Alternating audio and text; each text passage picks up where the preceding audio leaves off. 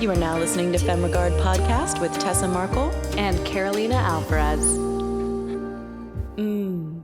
Femme. Welcome back, Fam. Thank you guys always for listening. We are currently wrapping up this season. I can't believe another season has gone by. That's awesome. Crazy. Love it. We right now are recording mid-November, but you guys will be listening to this near the end of December. So happy holidays, Merry Christmas, all that junk. But just to let you guys know, we're going to be back probably mid to late January. We're taking a little bit of time off for the holidays. So thank you guys for sticking with us. We hope you guys have a great holiday season and winter. But we have an awesome guest for you guys today. So I'm excited to introduce Olivia Charmaine Morris, who, after receiving her BFA in film and TV production from Tisch, Olivia began her career specializing in comedy development on the business side of children's animated television. She joined Simpson Street as a senior director of development and production, and she was development executive of original scripted programming at TBS. But earlier this year in August, Olivia left Simpson Street to create her own artistic endeavor, Black Monarch Entertainment, which is a full-service broadcasting and media production company, an artist collective, and MOSAIC, which stands for Multicultural Omni-Channel System for Advocacy, if I can talk this morning, advocacy, inclusion, and change. So welcome, Olivia. Thank you for coming on today. Thank you so much for having me. I'm excited to meet you ladies. Absolutely. Girl, that acronym right there. I love that. That is so baller. Yeah. Did you come up with that yourself, or was that something you saw like out in the world? No, it's something that I made up. You know, before even getting into what the company is and what the mission is, I am an artist before anything else. I'm an artist and an activist. And so when I was thinking about what the company really is, it's an artist collective. Everyone that I'm either working with, working for, or is working for me, or, you know, that I want to be in business with, we're all just a collective of artists. So what I really thought about what I wanted it to be, I just had a lot of visualization of tapestries and mosaics. And I said, I think this can be an acronym. So yeah, it's something that I made up. That's awesome. That's amazing. And we were just talking right before we started recording, y'all, like we were just saying, like, when did your company start? And like, hold up, because we were doing the research on her, and yeah, just this year. So this baby is 90 days. 90 days. 90 yes, days we just hit our 90-day mark. It's brand spanking new. Which is amazing, like, because you're already starting stuff. Like, you've already got your team together. When me and Carolina started, like, we were like, what do we do now? We're officially an LLC, but like, what do we do? You know, so that's amazing that you're already like jumping straight in. Yeah. And, you know, as an entrepreneur, a lot of what fuels you, yes, is the art and is the passion, but also you have to make money. Mm-hmm. Yep. Right. So we had to get straight to work. Absolutely. I love that. So why don't you bring us back a little bit to what led you to that point to where you're like, okay, I'm going to start a production company now. What was that? Just briefly your background into that point where you're like, okay, this is what I'm going to do. And I guess I'm going to be one of those crazy entrepreneur people that just going to jump right in and start a business like how we do. Yes. So as I was saying to you guys before we got on, this was not really part of my 5-year plan. I've always been someone who has kind of had to fight between wanting to do art and also having to make money, as a lot of us can relate to that. Absolutely. And so I've always been a part of the business in some aspect, though. When I was really little, I actually was a performer, doing theater and doing musical theater and doing stuff in front of the camera. And I always knew that I wanted to be a part of Hollywood since I was 3. It's funny. My mom loves to tell this story about how when I was in preschool, I went up to her one day and said that I had a dream that I was getting out of a big car and I needed to learn how to, you know, write my name in squiggles because someone was asking me how to write my name. I was like, I don't know who taught this baby what cursive was and what autographs were. but I was talking about it at a very, God. very young age. So if that's not a vision, I don't know what is. Totally. It's so true. And it's so funny, but I truly believe it. I always love film and TV and the stage. And, at one point I had to make the decision, was I going to go to Juilliard and like a lot of my friends and go towards Broadway, or was I going to learn about the business side of the industry? And that was a tough call because at the end of the day, that's how I came up. And it was kind of hard to set my art down for a moment. But when I went to Tisch, it was exciting because I was able to learn everything from having a camera in my hands to learning about sound mixing and sound design and learning about editing and art direction and all the parts of the business. But as it's funny because it felt like summer camp, and it really did. Even though it was really fun, I didn't have this feeling like a lot of my other classmates where it said, I have to be a writer director or else I'm not going to make it in this business. I felt like there had to be more for me. I had a professor who I have to shout out. She's incredible. Her name is Randy Davis Levine, and she currently still is a development executive. And when I learned about development, that was the first time where I said, oh, I think this is a way that I can combine my creative side with my analytical side. And so I came up on the development track my entire career.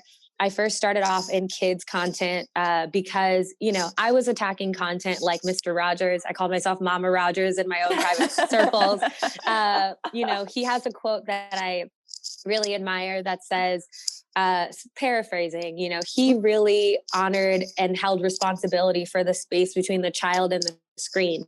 And, it was his role to figure out what he wanted to do to fill it with. And so that's really how I approach kids content. I took a lot of classes in child psychology and developmental theory. And I wanted to focus on, how are we helping shape kids' minds? So I did that for several years at companies like Nickelodeon and DreamWorks. And I worked at some smaller production companies as well. That was the first time I kind of had a foray into the selling side. But as I started coming up as a development executive, although I really liked it, I always felt like there could have been something more for me, which is why I left TBS after a few years and started working with Kerry Washington over at Simpson Street.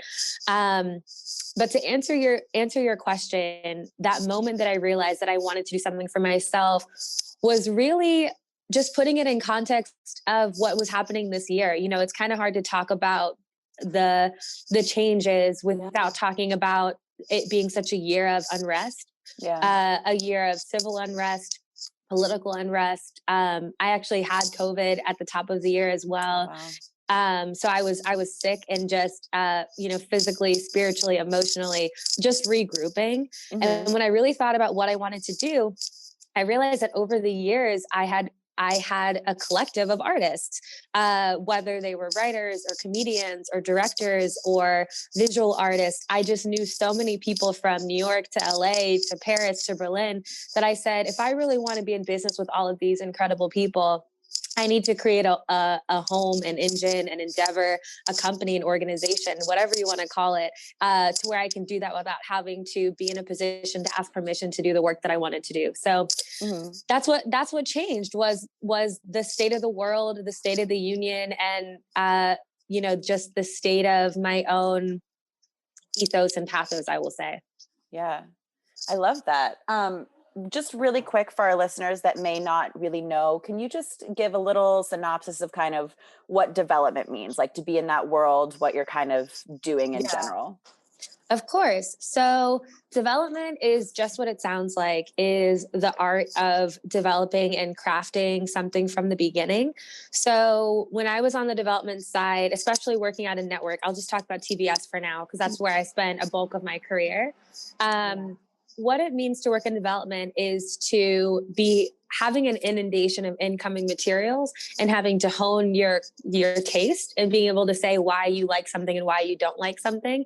And if you like something, you have to fight to the death and really, really defend it to get it on the air. So that could be anything from reading scripts and saying, oh, like this might be a writer that we should meet with for any number of reasons, to hearing pitches, which was always one of my favorite parts. And I think a lot of people's most fun part of the job, when talent will come in and pitch and say, hey, I have an idea for a TV show. Here's why it's fantastic. Here's why you should buy it. And also, I specifically worked in comedy. So in all those pitches, they're trying to make you laugh. So I spent all day laughing, which was, a real blessing. Mm-hmm. And then once you do buy a show, you can either buy a script, which basically means, we're going to work together to get the first episode down pat to see if we're going to order a pilot, or you can order a pilot, or you can order a series. So one show that I worked on that I say, I really left my mark with was The Last OG, which is starring Tracy Morgan and Tiffany Haddish. Mm-hmm. So that was a show that came in as a pitch. It had been developed at another network before coming in, and it was really, really different than the show that made it to air. But it was a pitch that I thought was brilliant. Jordan Peele co-created that show, and this is before Get Out came out, but I said, that man is a genius. And it was something that, going back to the art and to the activism, I knew that it was going to be funny. I knew that it was going to be poignant, but I also knew that it was an opportunity to talk about some real issues and push cultural conversations in regards to the prison pipeline system and what recidivism means for formerly incarcerated citizens, what gentrification is like, for people who are coming out of jail, and just, for people in general. So that was a really exciting show because I was able to really combine both sides of my heart. Mm-hmm. And the last piece of development too is, you are the liaison with every other department. So that means with the legal team to make sure that deals are closed and structured the way that they want to be, with the marketing team. So for instance, with The Last OG, you're authorizing everything from a billboard to a wrap party to a commercial spot. You are the point of contact for any head of the department. So it's a really fun job. I think the other distinction to make too is some departments will have development positions and some will have current positions, which basically means that if a show has made it beyond its first season into a second season, some teams will have it move over to another team, which is called current. Mm-hmm. But for all the roles I've ever had, I've always worked at companies where the team does development and current, which is amazing because I always had a hard time giving up that baby once it was doing well. Yeah. And so, every job I've ever had, I've been able to work on a show until, the lifetime of the show, which is pretty awesome. That's awesome. I mean, it sounds like it's so much work, but it also sounds like it's all really cool stuff. It's all stuff that is interesting. You get to know the show. Like you said, it becomes your baby. You get to make these awesome decisions. It sounds like a really cool track to follow, I think. Yeah, it's exciting. It's exciting. And the more that you do it too, you get to have more hand in all of the creative. So for example, script to screen, right? There are moments where I got to be on set. I got to help determine what a character was wearing. I got to help determine, I could even say something to the effect of that sound effect didn't sound quite right. Can we go back in our audio library and pick a different sound effect? Or maybe we need a new song in that moment. Or I thought the kiss was more believable when they did it in the third take. Let's change the take. So whenever I watch an episode, it's so funny because I've watched it in 100 different iterations before, the audience is finally watching it. So it's really exciting to see every single moment that, it takes hundreds of people to create just a beautiful moment of TV. So it's exciting to see the fruits of everyone's labor come to life. Yeah. That's amazing to hear that, side and perspective and how much everyone has a hands-on in the experience and how, like you said, how many iterations are happening before the final product is showcased. It's it really blows your mind if you sit there and think about the workload, from big picture to then what you finally see. So that's amazing. And I love that it sounds like you really did get to bridge the gap between business and artists still in the development process, which is a beautiful, exciting thing if anyone's interested in that. Because you have to give that up when you're sounds like you're going into development. Great. I'm just going to be filing papers right. I'll just be at a desk in a corporate office watching someone else do it. But yeah, I think once I saw my professor doing it and every internship I had when I was in college and undergrad was in development. So I got some firsthand experience watching other people do it. So by the time I was doing it myself, I was pretty savvy. And what I will say, a really, really big part of development, like I said, is just knowing your taste and being able to really stand by it. And I talk about this all the time. I sit at the intersection of otherness, right? I'm a woman, I'm Black, I'm queer. And so in a lot of spaces, I'm the only one advocating for otherness. And so that doesn't mean that every story I want has to be female forward, or every story I want has to, feature a Black cast, or every story has to be, for the LGBT community. But in a lot of ways, I love stories from marginalized groups and underrepresented voices. And so that was another reason why that show in particular, meant a lot to my heart, because from the creators to the writers to the actors to who we were working with even on our Emmy campaigns, like everyone, there were so many people of color that got to be a part of the process, and I was excited to be the one hiring people and giving people those opportunities. That's amazing. And I feel like, now you've got your own company, so you can you really have completely double down on all of it. Yeah, double down. At the time I had to I don't have to justify it as much. You know what I mean? Now I'm like, this is what we're doing. Yeah, which is great. So it happens when you make up a title for yourself. It's the whole fake it till you make it kind of thing. But if you know what you're doing and you just start, you just jump in, you're golden. Absolutely. And fake it till you make it is so real. I feel like my mom has been telling me that since I was really little, but even more than fake it till you make it, I feel like what I've learned is, especially, this is a women's forward podcast. So I can say when you're in the room with so many men, especially white men, I mean, it's a male dominated industry. There are so many opportunities and so many moments where I realize they don't necessarily know any more than they've just been put into leadership positions, right? And so, being able to learn and glean from these men, but also understanding that it's important to take up your own space, and sometimes jump into the meeting without, having all of the answers. I can't say that I did that. I'm definitely a perfectionist and very type A, but I do recommend that people take more opportunities to not wait until they feel so overqualified to apply for a job in development, because there are so many similarities to other industries. So for people who might want to work in development, don't feel like I was talking to a friend this morning who was interested in it. And she was like, well, I haven't had any on-set experience. Does that mean I can't do development? And I'm like, no, because that's something that you can learn on the job of how to, conduct yourself on set. Totally. I mean, I think I forget what the workshop was. I was doing some online workshop, and they were basically saying, when you're applying to these industry jobs, unless it's something super specific that you absolutely have to know every inch of what you're doing. Like being a Foley artist. Right, exactly. But if it's not something like that, a lot of them will say, 2 years experience required or whatever, but you really don't need that. And they're just saying that to weed out all of the people that aren't willing to learn that on the job as soon as they can. It's true. Yeah, it's true. Really intimidated to learn something like that. Yeah. And this business, one of the things that I dislike about it is, for as much as I love it, a lot of times it's the chicken or the egg. So they'll say, you can't get an agent until you have acting roles, but you can't do acting roles until you get an agent. It's the same thing with development. You can't get a development role unless you've been an assistant, but I'm not going to hire you as an assistant unless you've been an assistant somewhere else. Exactly. It can be this it's a slippery slope. And honestly, it's the reason why there are inclusion and diversity pipeline issues. But instead of looking at it as a pipeline, which is very linear, that goes back to why I use the term MOSAIC and the O meaning omni-channel, and and the S, it's a system. I don't think it should just be a pipeline. I think that there's got to be more facets to making sure that diversity and inclusion aren't just mandates, but it really is a whole strategy from the beginning of building any type of team or product.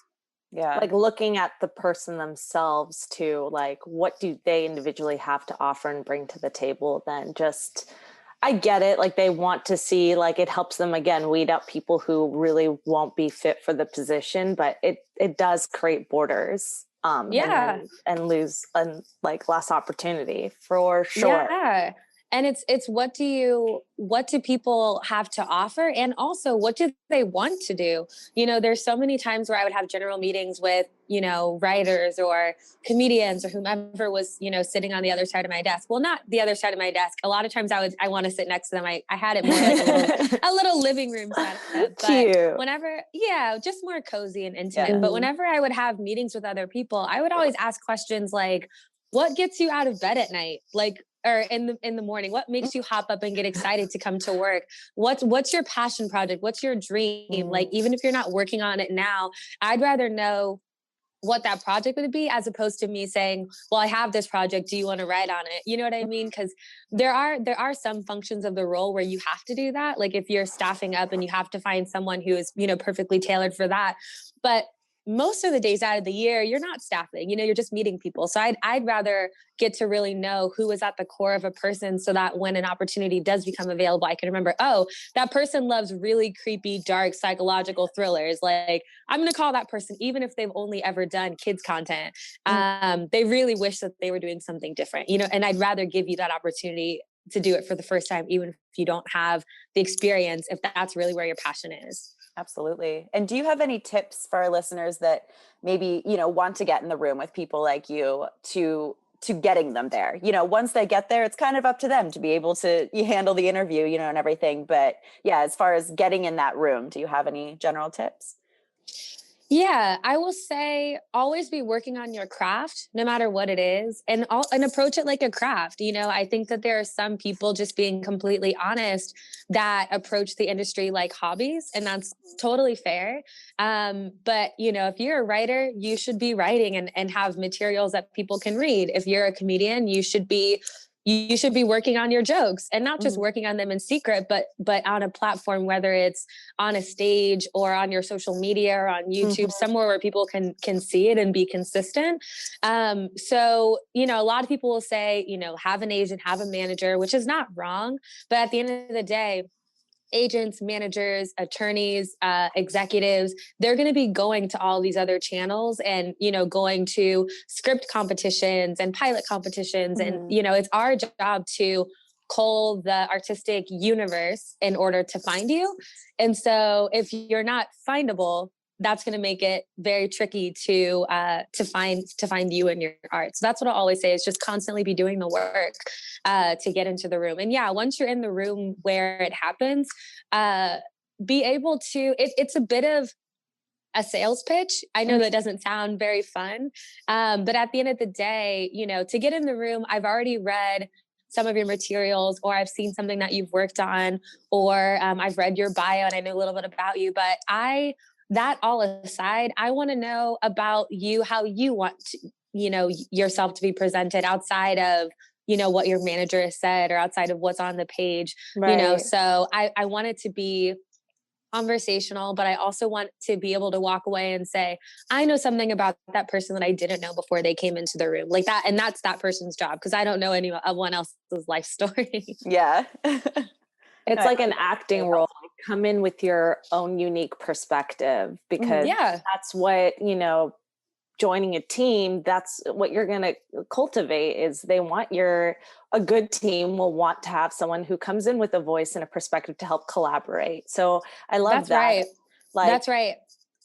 I think a lot of times people get bad advice on that. I've had some people come in on meetings and they honestly feel like what they want to present what I really want to hear.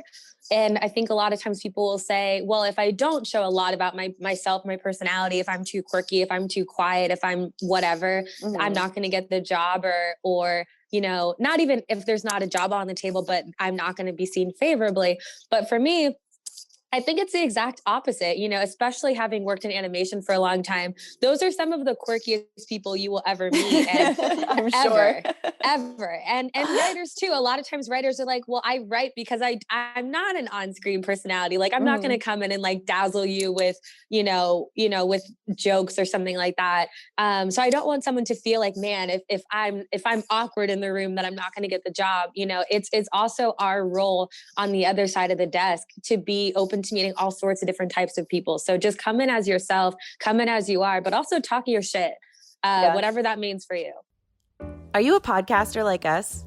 Vlogger? Interview conductor? Do you need a VO booth or ADR? Remote audio video professional recording? Ooh, Tessa, spill the tea. Well, the Network Studios in Culver City is a fully functional recording oasis with multiple rooms made to cater specifically to audio podcasts, video interviews, and voiceover, plus an experienced sound engineer with the ability to edit and master. All your needs will be covered. Audio engineer extraordinaire Mike Casentini has worked with several podcast heavy hitters and got us started from the ground up. He's the reason we sound so good. Plus, all of our in-studio guests have been very impressed.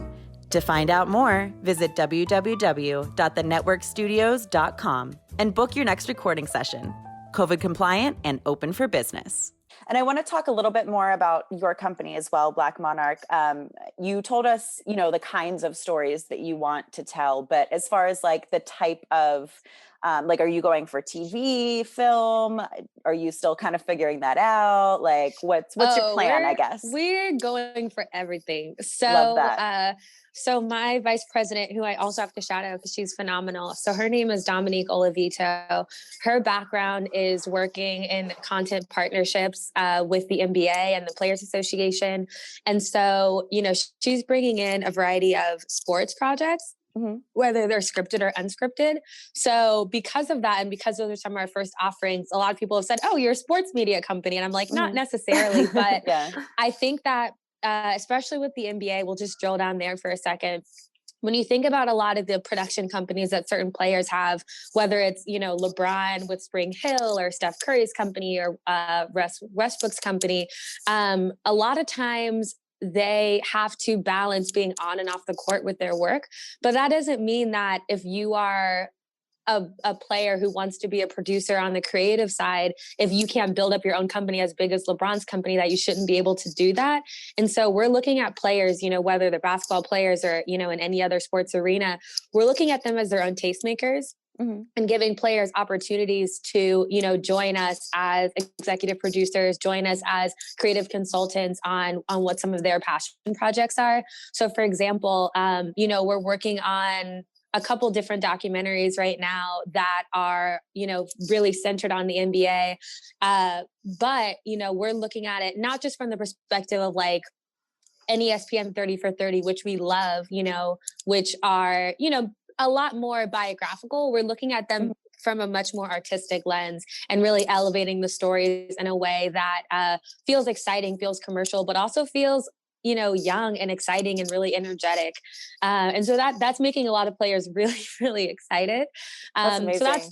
So that's some of the stuff we're doing in the sports world. She's also our VP of unscripted. And so in the unscripted space, we're going to be tapping into everything from sports to lifestyle, to music, to food. So it's going to be kind of all over the map there.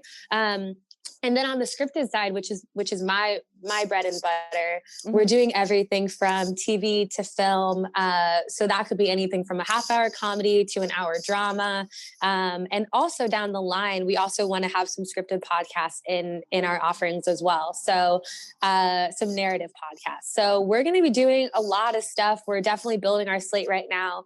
And the other piece of it that I'm really excited for, just to kind of distinguish between what I did before and what I'm doing now. So when I was on the buying side, my whole network was buyers.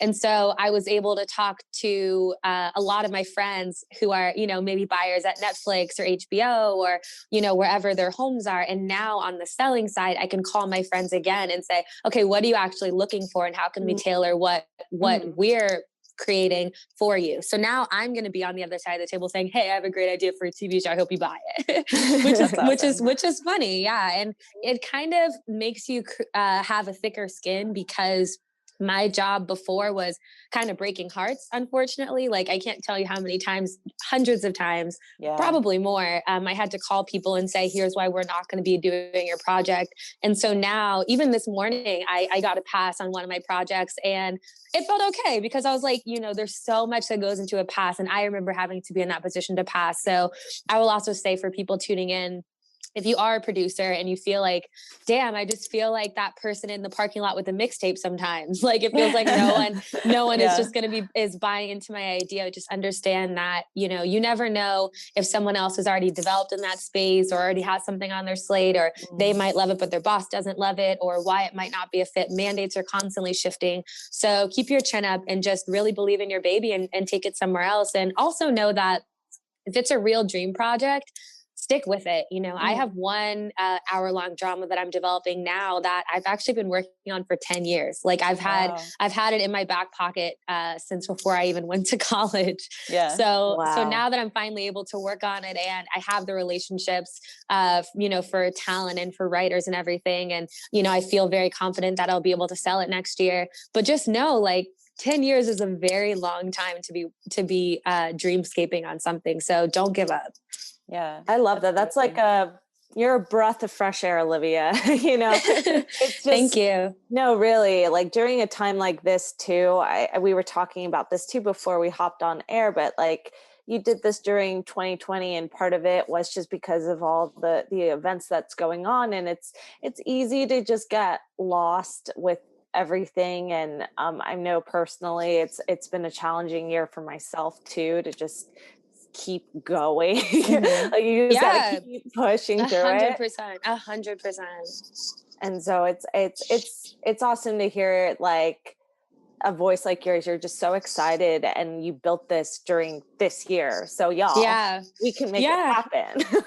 we can do it. That's how I feel too. And I look at the positive aspects of what we've been able to do in 2020 that I never would have been able to do if it was any other year. And for example, 2 examples. So one, I will say I'm able to implement a self-care routine at home while I'm doing my day that I never would have been able to do if I was in an office space. So for example, I can have a Zoom that makes me so nervous where I'm like pitching something or trying to sell something or whatever, but then I can close my laptop and just like go take a bath in the middle of the day, which is so nice. Like I never would have been able to do that in any other setting. The other piece of it too is, and this is a bit of a pro and a con, but, you know, to look at it from the bright side for a moment, you know, the industry is so predicated on events and having to, you know, be on carpets and, you know, constantly seeing a bunch of faces and letting people know what you're doing. And if I were pitching right now, and the world was open up, I'd have to be, you know, going from Santa Monica to the Valley to Hollywood, just, you know, driving around, taking all of these meetings.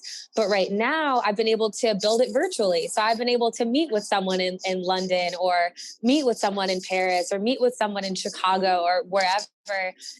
Because at the end of the day, we're all just home. And I've been able to, on those moments where, you know, my smile is cracking a little bit, be able to just be honest with people and make some real personal connections and not just have it be, you know, the handshake and the quick pitch in the elevator. So I'm deeply appreciative of this moment to just have just a real human connection with people who are like, we're all going through it right now. And so we can just be honest, like, sorry if you hear my kids in the background, you know, it's like, I don't have kids, but you know, for people that do, it's like, I fully understand that real life is happening more than it's ever happened before. And so I actually think that it's humanized and kind of humbled a lot of people in the business in a way that I can really appreciate and respect.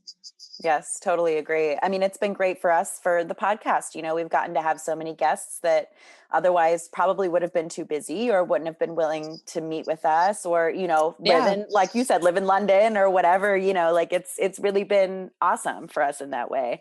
And I think too, like for me personally, you know, I lost my day job during all of this, but that's then given me time to work on my craft as an actor. And, you know, I'm not necessarily like out there on set, but I've gotten to like catch up on classes and like audition videos and updating my profiles. So it's just what you make of it. It is sit your ass down o'clock and regroup season. It really is because I keep saying that 2021 has to hit different. It just has to. And so because of that, you know, going back to the name of the company, Black Monarch, I love butterflies so much. And so when you think of Black Monarchs, like you can either think of it from like a royalty perspective, like a Black queen, but you can also think of it from a butterfly perspective. And this year, you know, we've all been in our cocoons. And so I try to think, you know, when the world opens back up and businesses open, and when we go back out into, you know, doing whatever we do in all walks of life, what kind of butterfly do you want to be? Or will you be a butterfly? Will you just realize like, oh shit, I got to regroup, you know? So I've been trying to spend a lot of time just with introspection. And like I said, with my self-care and my wellness plan, and making sure that, you know, when I am back at all of those events and, you know, people are like, what are you doing now? You're not at TBS, so you're not working with Carrie or not whatever. I can say, no, I'm doing Black Monarch, and here's what we want, and here's what we're doing. And, you know, all of that. So yeah. That's awesome. That's so exciting. I'm so excited for you and your company to see what you guys make. Thank you. Yeah. Thank you. I'm really excited too. It's been really well received as well, because I don't really think of it this way, but it is. It's a Black owned company, and it is a great time. It's a hard time. Let's be honest. It's a hard time to be Black in America, but it is a really exciting time to be Black in business. Because there are a lot of different companies right now that understand that, you know, they haven't been as inclusive as they've wanted to be. And like I said, instead of just making it a mandate, they can really make it a real strategy. And so as people are talking to me, they realize like, you know, you're the kind of person that we wish we had on our team. And since I can't hire you full time, would you just work on a project with us? And I'm like, yes, of course, we can do it in that capacity. So, yeah, so it's, if you're in any sort of marginalized community, understand that your voice is needed now more than ever. Yeah, agreed. Yeah. And also, Olivia, will you let our listeners know how they can follow you personally, your journey, as well as Black Monarch, and, you know, where they can kind of, well, you may not know this yet, but where they're I can't talk this morning. Sorry, guys, not enough coffee. It's okay. Where you will be able to find the things that you make with the company. Yes. So right now we're still working on our website. It is so super new. But my personal website is oliviacharmaine.com, and it's linked with my social media. I put everything on my Instagram. So it's Olivia_Charmaine, and we're building the Black Monarch ENT Instagram handle as well. So, you know, once we start selling shows and having things to promote, that'll be more populated as well. And something else I've been doing on a personal front that we're expanding, I've been doing these Instagram lives called The Tea every Tuesday. And so, yeah, so I've been interviewing all sorts of different people, and basically just having a very informal, casual way to just let your hair down. Like the week before the election, I interviewed Janelle Monáe, and we talked about, you know, art and culture and the importance of the election. And so, you know, we'll have a variety of different guests on there. But that's a way to really get in touch with me and also start to see, you know, this artist network that I'm talking about, who some of those artists are. That's awesome. I'm definitely going to tune into that. Do you save them too? Like that we can rewatch? They're saved. Okay. Yeah, they're saved. Okay, so cool. there's been 5 or 6 episodes. Again, everything I'm doing is new. Yeah. But they're all saved on my IGTV. So yeah, you can catch up on the old episodes there too. Awesome. Yeah, for sure. We'll have to check that out. I love that. Yeah. Spill the tea, as we like. Spill the tea. Exactly. I'm even though I'm young, I'm 29. I am 29 going on 79. So I'm the kind of person who loves sitting at home with a vinyl record on, drinking a cup of tea. I Running a need bath. new ribbon. Running a bath. I need new ribbon in my typewriter. Like I'm a grandma, you guys. So no, literally. It's like up on one of my tabs right now. It's like, don't forget your typewriter ribbon. So I'm an old lady. So it's fun to be able to, you know, slow down and really let people come on and just talk about the stuff we're talking about here, about art, about society, but also just about wellness and like, you know, how are you getting through this time? You know, as someone who is a public figure. Not everyone is a public figure that's been on the show, but for the most part, you know, everyone has some sort of prominence in their given industry. And so Yeah. So I really want to talk like founder to founder, creator to creator, artist to artist. Like, how are you doing this right now? So, For sure. so that's the tea. Awesome. Well, listeners, make sure you tune in, give Olivia a follow, and keep us updated with everything. I'm just really excited to see what you guys create. Thank you. And I will say, just putting some optimism into the universe, to really follow Black Monarch, keep your eye out on the TV and keep your eye out in not theaters. Theaters are, they're struggling right now, but I will say streamers for movies, in the next couple of years, we will have some things that are streamable, tune-inable. That's a thing. Tune-inable. Yeah. Let's make it a thing. I like it. It's a thing. Yeah. It's a thing. It's pretty much a thing. Yeah. It's a thing. Right now. Yeah, especially. Yeah. but Black Monarch will have some things that are watchable from the comfort of your own home. So I'm excited for that day as well, when, the name Black Monarch is as big as, Brad Pitt's company Plan B, or, something like that. Like that's the goal. We're shooting for the stars. Yes. I can't wait. As you should, Olivia, you should. I should. And that's the great thing, everyone, like, thank you for spilling the tea here with us about life and your company. And I love the positive energy. And I think you're right. Like 2021 better hit different. And for everyone, just, keep your vision. It needs to. Yeah. We need to revamp here. But for everyone out there too, just keep your visions like in the forefront. Yeah. Like if you are starting your own company, and like Tessa and I's are still brand new, but we're just like, keep that in the forefront. And I love that. Like you can have it big as Brad Pitt's, and you can do all these things. Nothing. Why not? Right. Yeah. Everyone started somewhere. And that's the thing to really realize is like, even the most successful person had a yesterday. You know what I mean? Exactly. And that's why we're so glad to like meet creators like you, Olivia, and have you on the show. And we're excited to follow your journey. And who knows, we can have you back on when you have some new exciting things going on. So yes, I would love that. I would love that.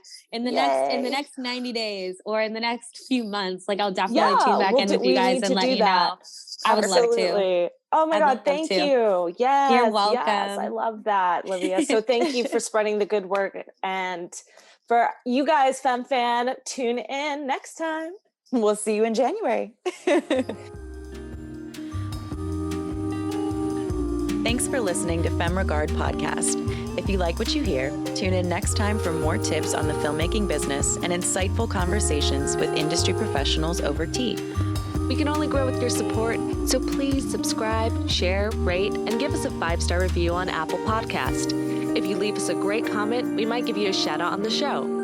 For more on us, check us out at femregard.com.